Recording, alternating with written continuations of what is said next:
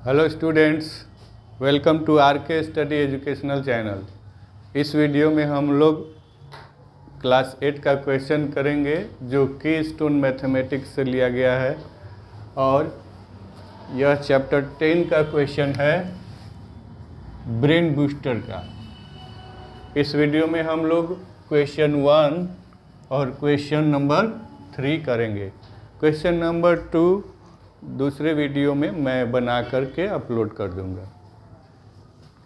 Question number 1 में दिया गया है 15 men take 42 days of 4 hours each to do a piece of work। 15 व्यक्ति 42 डेज में अगर प्रतिदिन ये लोग 4 घंटा काम करते हैं तो काम जाके कंप्लीट होता है।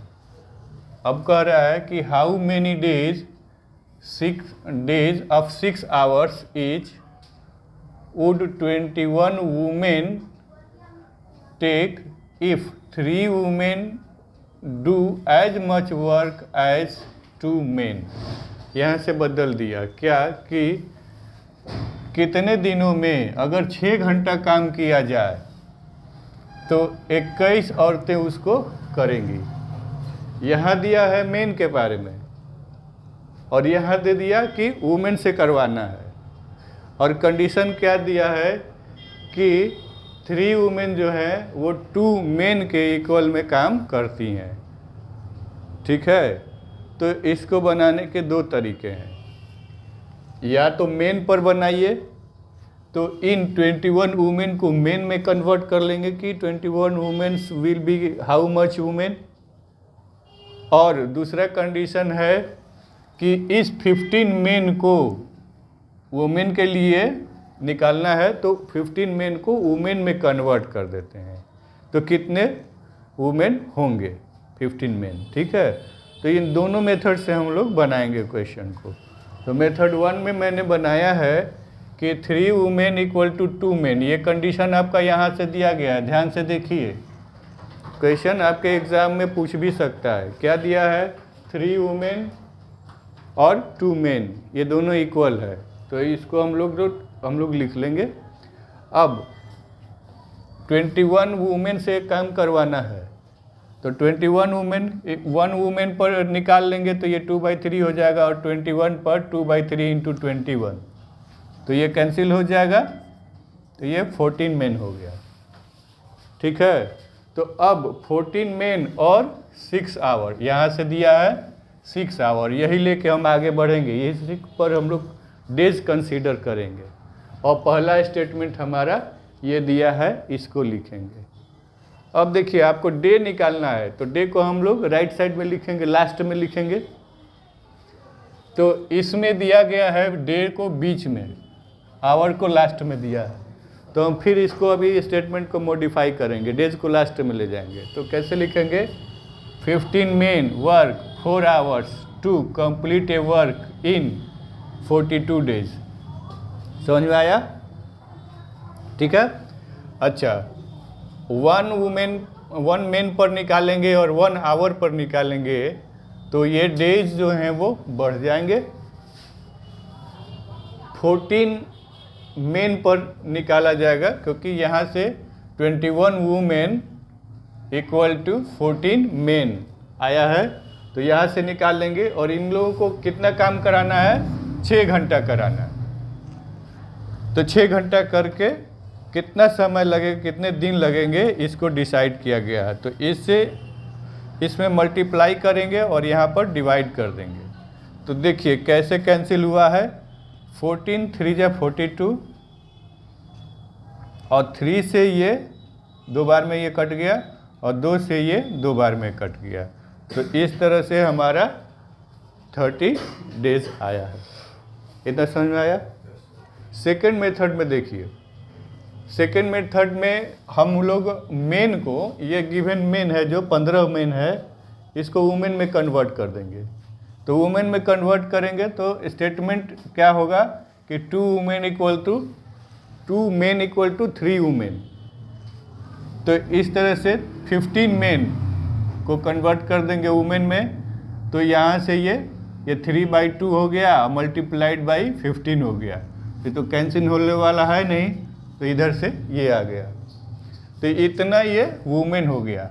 अब हालांकि वुमेन को फ्रैक्शनल टर्म में तो नहीं रिप्रेजेंट किया जा सकता है, पर यहाँ पर अगर क्वेश्चन में आया है आपका, तो अगर हम लोग इसी को लेकर चलेंगे तो भी हमारा क्वेश्चन बन जाएगा, गलत नहीं होगा। यहाँ से अगर इस तरह से बनाते हैं तो ये बिल्कुल एकदम डिजिट इसका सही आया है। तो इस तरह से बनाने का प्रयास करें। अगर इस तरह से बना रहे हैं तो ये फ्रैक्शनल टर्म में आएगा, तो इसको आगे इसी नंबर से आप कंसीडर कर सकते हैं, बना सकते हैं, ठीक है। लेकिन ऐसे बनाएंगे तो ज़्यादा बेहतर होगा। खैर ऐसे देख लेते हैं कि 40 या 15 मेन को हमने 45/2 कर दिया। 45/2 वुमेन और 4 आवर्स वर्क करके कंप्लीट कितना करते हैं, 42 डेज में करते हैं। तो 1 वुमेन अगर 4 आवर काम करेगी, 1 आवर काम करेगी, तो इसके लिए ज़्यादा दिनों की आवश्यकता होगी, तो मल्टीप्लाई हो गया। अब इसमें हम लोग क्या कर देंगे कि 21 वुमेन और 6 आवर इसको ला दिए, 21 वुमेन और 6 आवर को ला दिए, तो यहाँ से यह 21 और 6 हो गया, 2 हमारा था ही ऑलरेडी यहाँ पर। अब 45 × 4 × 42 कैंसिल करेंगे तो 7 से इसको कटाया गया 3 टाइम्स में, और 7 से ये 6 टाइम्स में, 6 को कैंसिल कर दिया, और 2 से इसको कैंसिल करेंगे तो ये 2 हो गया। तो 15 × 2 = 30, तो 30 डेज यहाँ से भी आया, 30 डेज यहाँ से भी आया। दोनों तरीके से आप बना सकते हैं। क्वेश्चन नंबर 3 में दिया गया है, a rope makes 260 rounds of a cylinder with base radius 20 centimeter. How many times can it go round a cylinder with base 26 centimeter? ये भी एक इम्पोर्टेंट क्वेश्चन है। इसमें दिया है कि एक सिलेंडर है जिसका बेस जो है वो 20 सेंटीमीटर का है, ठीक है, और उसको रस्सी से 260 बार इसको घुमाया गया, ठीक, लपेट दिया गया, उसमें सिलेंडर पर ही 260 बार लपेट दिया गया। रेडियस कितना है, 20 सेंटीमीटर का, तो उसका पेरीमीटर निकाल देंगे। एक पेरीमीटर में कितना बार कितना लेंथ उसका राउंड किया ये पता चल जाएगा। मान लीजिए कि ये सिलेंडर है, तो यहाँ से अगर लपेटना शुरू किए तो इतना बड़ा रस्सी लगा, तो उसका लेंथ निकालने के लिए क्या करेंगे, 2πr कर देंगे, तो इसका लेंथ निकल जाएगा जो कि इसका पेरीमीटर होगा, ठीक है। तो पेरीमीटर निकालेंगे तो ये हो गया perimeter of a cylinder. Total length निकालेंगे रस्सी का तो पेरीमीटर ऑफ सिलेंडर कर देंगे, और इसमें 260 से 260 राउंड लगाया गया, तो 260 से मल्टीप्लाई कर देंगे, ठीक। अब ये जो है पाई का वैल्यू 22/7 हो गया, और R1 हमारा क्या है, 20 सेंटीमीटर है। 2 रेडियस यहाँ पर बताया गया है, तो ये एक हो गया, ये दूसरा हो गया, तो एक को R1 एक को R2 ले लेते हैं। तो 2 × 22/7 × R1 हमारा 20 है, और ये 260 है।